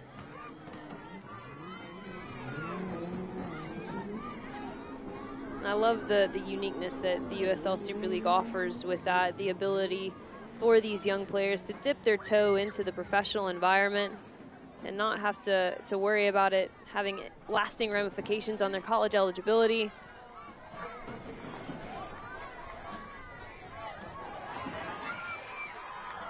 Duwa Soleil called her name a couple times now in this second half. A hard tackle in the central midfield. Sydney Nasello down once again. She's been all over this pitch. We'll take a look back at that tackle. A yellow card presented by head official Laura Rodriguez. And again, this is Sydney Nasello just trying to get forward. She finds herself receiving the ball in a more central area, and that touch with the outside of her foot just baits the foul, baits the challenge.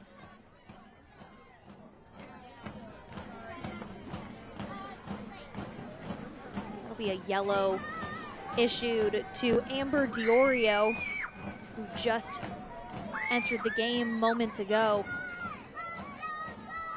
College product from VCU. It'll be Viv Bassett on this free kick.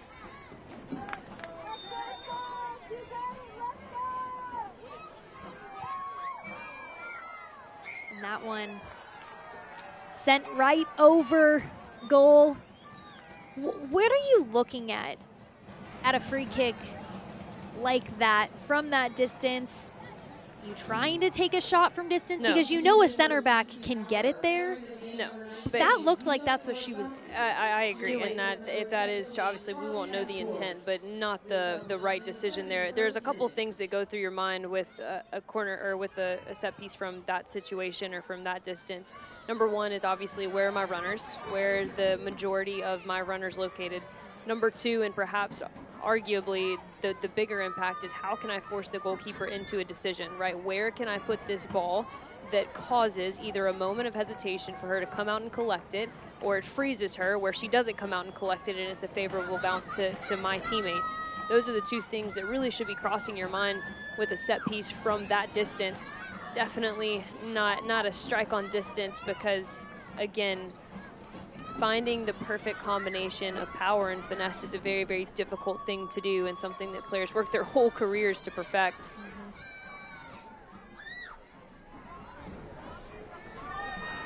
DC moves it to the far side.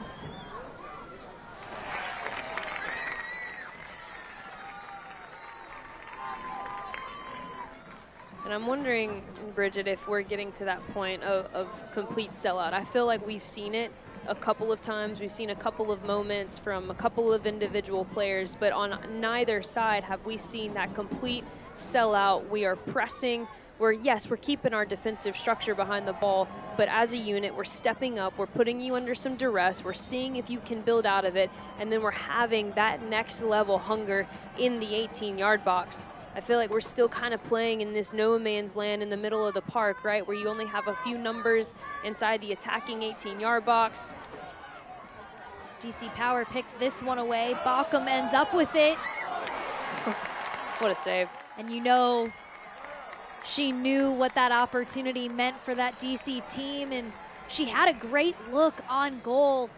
You can see here, it's picked away in the central midfield. Baucom takes on Bassett, gets right around her, but again, Orcus gets a hand on it and is able to shove it over the crossbar. But that's the attitude that you want from your striker, is you want that no hesitation, I'm going to goal, one touch, one finish on the strike. And Orcus comes up big, but that's kind of that all-out sellout moment that perhaps DC Power has started to flip on. This one sent into the box. Baucom on the backside.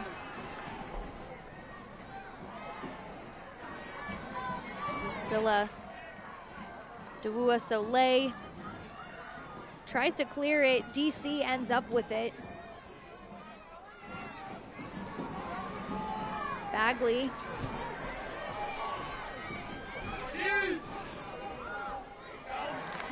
Lands right in the hands of Orcus.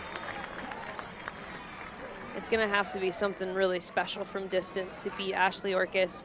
And I thought that was actually quite promising from DC Power. What I would have liked to see instead is that they continue to recycle that one around to the left-hand side. The reason I say that is because they actually had the majority of their numbers on the back post. So you send that out to the left, you have an early service, and you're sending it right back into the mix of all the great jerseys. But here you go. Here where we're starting to see some DC Power players press a little bit higher. Well, look at those numbers. The possession now shifting into DC Power's favor. When you look at this match, 52%. Again, it's been very close. And shots, I feel as though, you know, Tampa Bay edges them out 8-6, but the Sun really, all of their opportunities came in the first half, and maybe 4 of those shots came on that one play that we saw where the goal was taken back.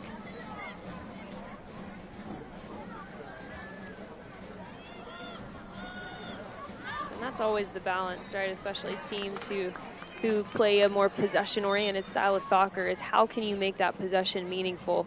How can you turn those long spells of time with the ball into efficient moments in the 18-yard box? We're gonna get a hydration break here once again. And just looking at this second half so far, and you know, coaches will talk about game changers, and I feel as though the game changer so far for DC, who has had just an immediate impact, has been Anna Bagley on that far side. Her speed, she's caused some frustration, I think, and been able to disrupt the back line for Tampa Bay. She played at VCU, was an All-A-10 first-team selection.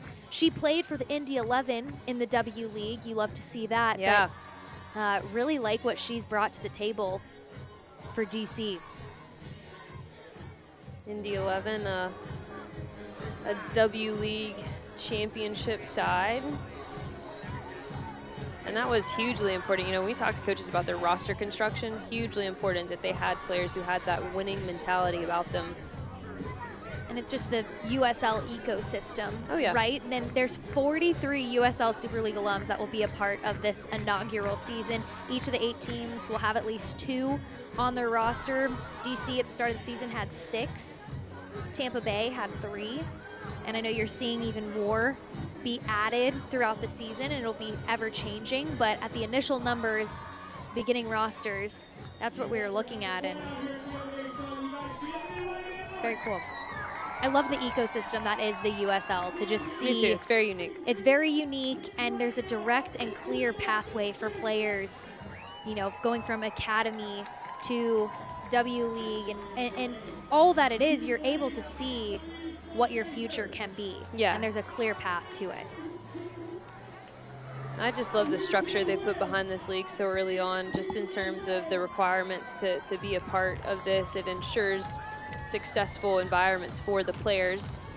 And, you know, I'm not going to go out on limbs and say, I hope no one listening, I know nothing, okay? I know nothing, guys. Like, I'm just throwing some ideas out there.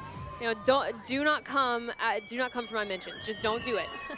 But what USL offers is a very unique, and I'm talking the ecosystem as a whole, right? I'm talking the academies, I'm talking the men's USLC, the League One, eventually perhaps this. It does have the makings to be able to have a promotion relegation structure, okay? That's number one. And again, guys, I know nothing, okay? Don't come at me. I know this has been a long time, a long conversation being had, but it has the structure to be able to make that work. And then for Super League in general, especially for like these early moments, I would think the next thing, depending on the teams that get involved, especially if we could get like a Midwest team involved, you would think that perhaps divisions become a thing. Who knows, right? Who knows? There are so many things. There are so many different ways for this Super League to expand. Bockham gets it right off the crossbar. She got it right outside that 6-yard box. Those touches that were so few and far between in the first half, coming like rapid fire for Jorian Bockham. feels like Fred Briant had a conversation with his side at the hydration break to say, this is it. This is the moment. I need everything you've got for the last 11 plus minutes. And let's try to get out of here with the win, get our record back even.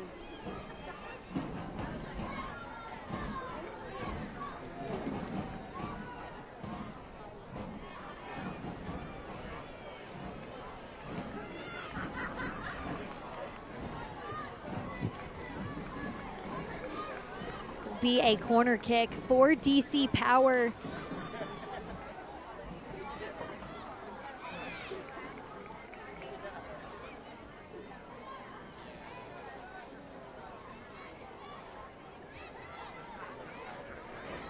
Looking at the 80th minute here in this match, DC Power on the ball from the corner, sends this one low. Abby Lee Stringer shoots this one over goal. It'll be a goal kick for Tampa Bay and Ashley Orcus. And a quick short pass to Bassett. Hendricks boots it forward.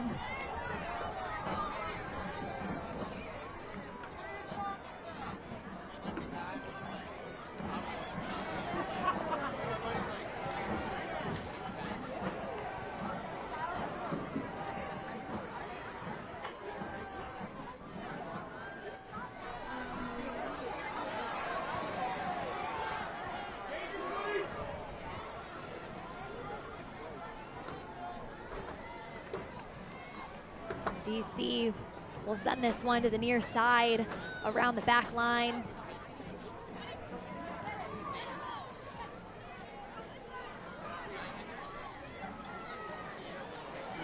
Guiu gets it in front of net, and what a save from Ashley Orcus. You can see in the faces of DC Power, they know that these are great opportunities, but against Ashley Orcus, they're routine saves. I love this from Guillen, and I thought no doubt, or Guiu, I apologize, I thought no doubt that this was gonna be 1-0 DC Power, and then last minute, Ashley Orcus reads it the whole way, parries it away, ends up being a corner kick, but more importantly, the game is still 0-0, and I feel like I'm back in last weekend with Ashley Orcus.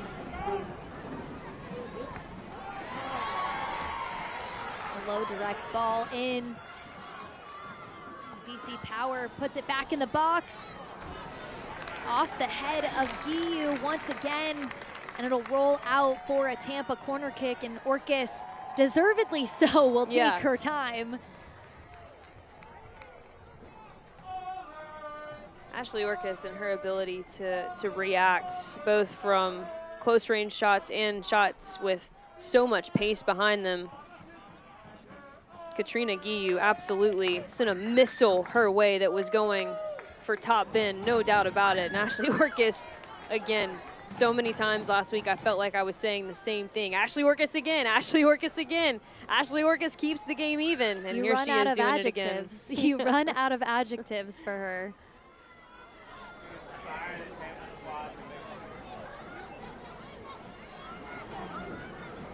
I think that's hugely important for a new squad to have an elite goalkeeper behind you as you're trying to figure out your identity, as you're trying to figure out your relationships, grow those on the pitch. There are bound to be mistakes. That is part of the game we play. And having an elite goalkeeper like Ashley Orcus to make sure that it has to be something special to go down a goal, that really can't be undervalued.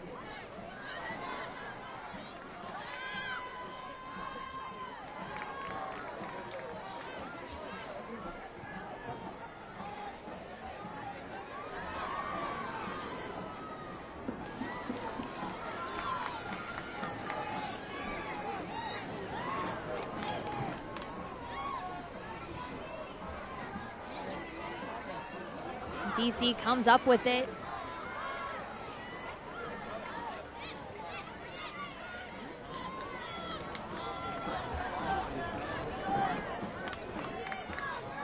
The ball has not left Tampa's side of the field in quite some time. DC plays very pretty soccer. It's just a matter of putting it together in the final third. Guiu, Balcom, ricochets around the box, and how about the Tampa Bay defense? You mentioned it, Marion, whether it's from distance or close range, Ashley Orcus can't be phased, and there it looked like the most she's been tested all night long. And you can tell I feel like she that wants got to her cut going smile. a little Yeah, bit, I feel right? like she wants to cut a smile a little bit. Like, did that actually just happen? Yes, Ashley, Yeah. indeed it did. You continue to be a hero for this Tampa Bay side. And I couldn't make out exactly which defender it was that was standing there on the goal line, but props to the Tampa Bay defense for keeping it equal here as we enter the final minutes.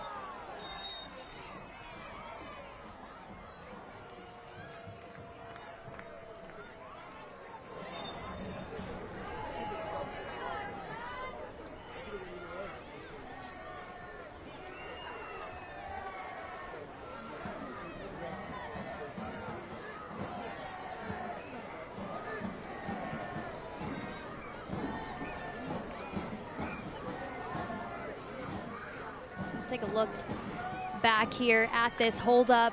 Yep, we talked about wanting to frustrate Jorian Baucom, wanting to frustrate the playmakers up top.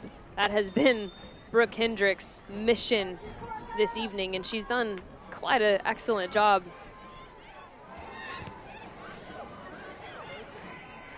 The referee has issued a yellow card to Tampa Bay. Again, another ball put in by Guiu.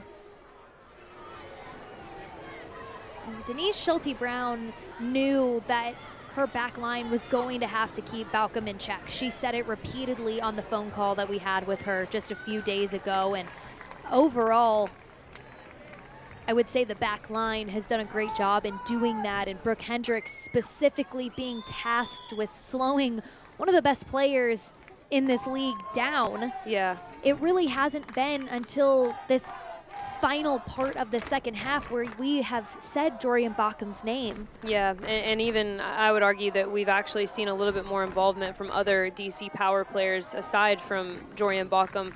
But I think that the success, should this scoreline stand, the success they've had with mitigating Jorian Baucom is twofold. Number one, and probably the most important, is denying the ball to her. Oh.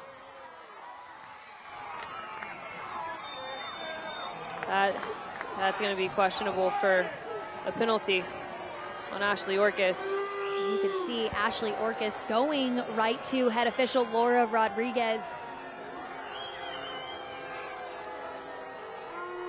Laura Rodriguez did point to the spot.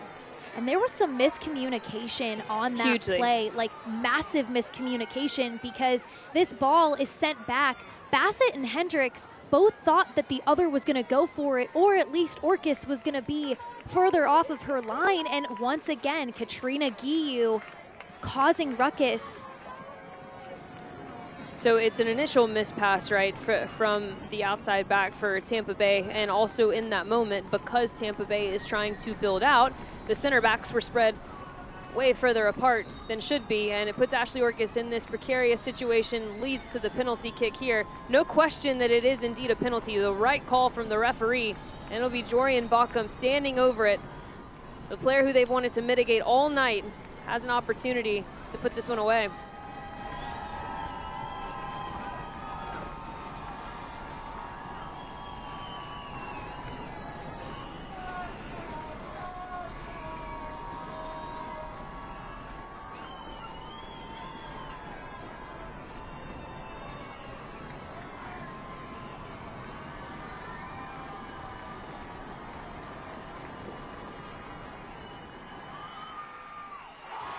Ashley Orcus with the save.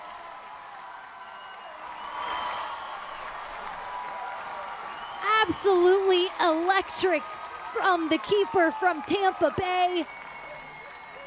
Denies Jorian Baucom of putting DC ahead in the final moments of this match. Bridget, I'm not sure I believe my eyes. My goodness. keeps getting better and better from Ashley Orcus. And with that, the confidence continues to grow and grow. And that was a moment where her teammates put her in a tough situation. She didn't think too much about it. It's definitely a penalty. And she knows that this is a make or break moment. And she comes up massively for Tampa Bay Sun FC.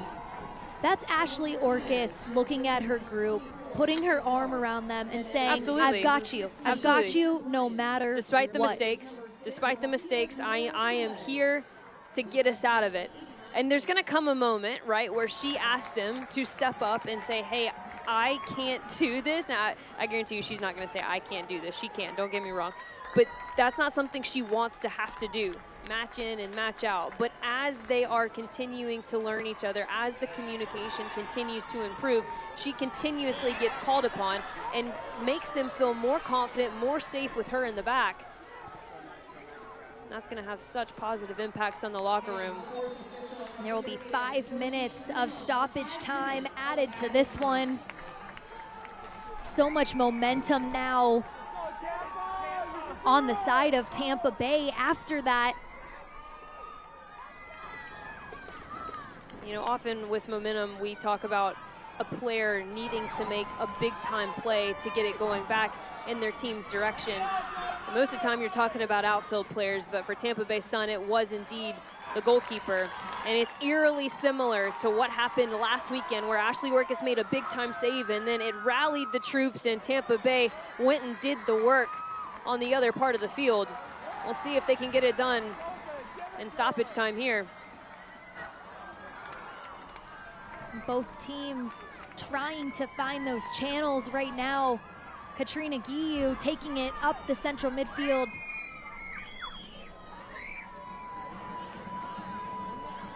Balcom. And again, over the crossbar, but we've called her name a lot more. I think Fred Briant would be pleased with the way she's been involved throughout this second half, but again, I know that feeling. I know you know that feeling. You've had so many opportunities, and you just want to make the most of them. Yeah, and it was actually a very intelligent run from Jorian Baucom. It was on the near side shoulder of Victoria Bissett, and unfortunately, she tries to turn her hips. It's a very difficult shot to take and get on frame. Perhaps the right decision there is just to try and slot it back across the face of goal to the opening of the penalty spot. But I think we've also seen Jorian Baucom be a little bit more involved because we've seen a little bit more support underneath her, specifically from Katrina Guiu. I think that Katrina Guiu has done well to tuck herself in when she's needed to, and that's provided almost a second attacking midfielder for DC Power. And you can see the rain starting to come down heavy at Riverfront Stadium in Tampa. Incoming weather trying to get to the final whistle of this match.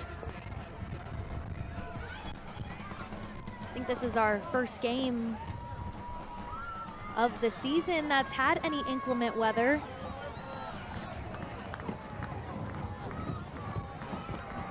Just a few more minutes to go as Tampa Bay sends it back to Ashley Orcus. Can see the fans trickling out of Riverfront Stadium at Blake High School. Trying to find some umbrellas, some cover, but they want to stay for these final few moments to see if the Sun can put one away.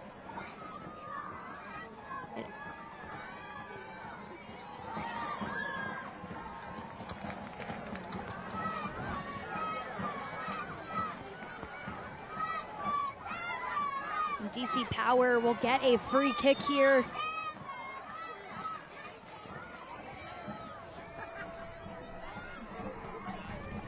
Just a few yards past the halfway line. DC puts this one towards goal, but Aliyah Pitts sends it back out.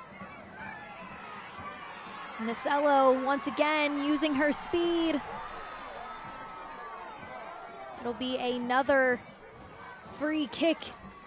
Are we at 10 yet, Marion? I think we're right at it. I mean, we are right at the edge. And obviously the rain starting to come down pretty heavily here to the home side. That one, it appears as though if you look at the trees on that far side behind the grandstands, there's a bit of wind in this one, as you could see on that free kick there, just sailed right into the stands.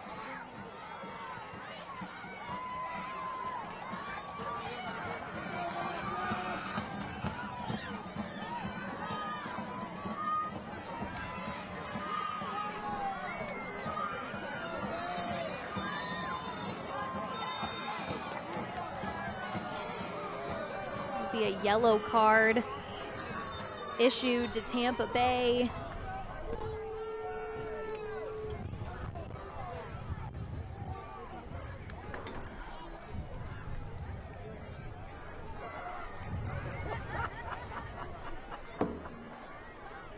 It looks like that's Susanna Fredericks for DC Power, getting tangled up there.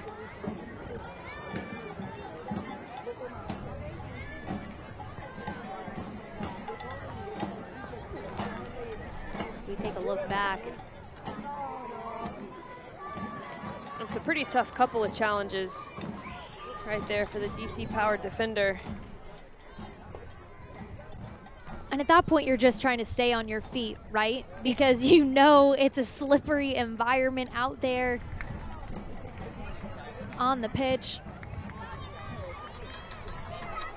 Well, next Saturday, Brooklyn FC launches their inaugural season in the USL Super League against the Carolina Ascent. Be sure to catch this historic moment on August 31st at 7:30 p.m. Eastern on Peacock, the official home of the USL Super League.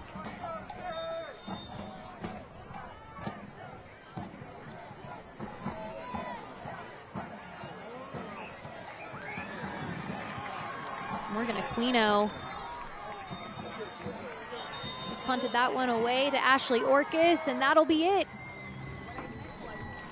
Rightfully so right there, hugging your goalkeeper. And not to say she's the only reason that this game is ending in a draw, but she is a massive part of it. Ashley Orcus continues to impress.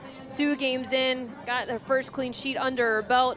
Her team stays unbeaten, and she has shown so much variety in her skill set, so much variety in what she offers as a leader, as a goalkeeper. I think for both sides, we did see that growth. We saw improvements in communication, and we saw some improvements in the attack, and now it's just about finding the final piece. Yeah, I think there's a lot to work with for both of these teams moving forward. A hard-fought match here to kick off week 2 of the USL Super League. Don't go anywhere. We've got highlights, stats, and more after the break.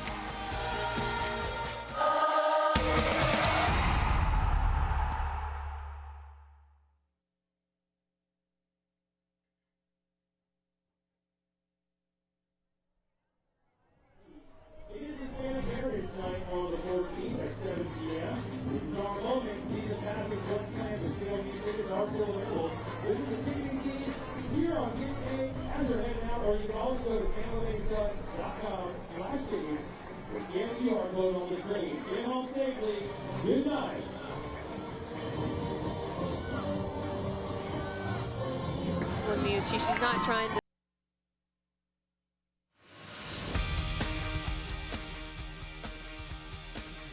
We're back in Tampa Bay at Riverfront Stadium as the rain is coming down, but nothing is going to faze Ashley Orcus as she stays out there signing some autographs for some fans. But Marion, this match, it was back and forth, a lot of stop and go with free kicks, and both teams, it was Tampa coming out initially, but then DC was really able to find their footing, but chances aplenty in this one. Yeah, there were definitely some chances, and for both teams, it originated when they had success and when they built through the wide areas. We saw some talented flank players tonight, and really, this was a back and forth match, and it ended up being a pretty box-to-box game. There were moments for every single team where they grabbed onto the momentum for 5-10 minutes, and then it would shift. But every single time that DC Power grabbed onto the momentum, and they did, believe me, they did, in the second half, Ashley Orcus was there to answer the call. It felt like there was almost a lid on the goal for DC Power. They had so many opportunities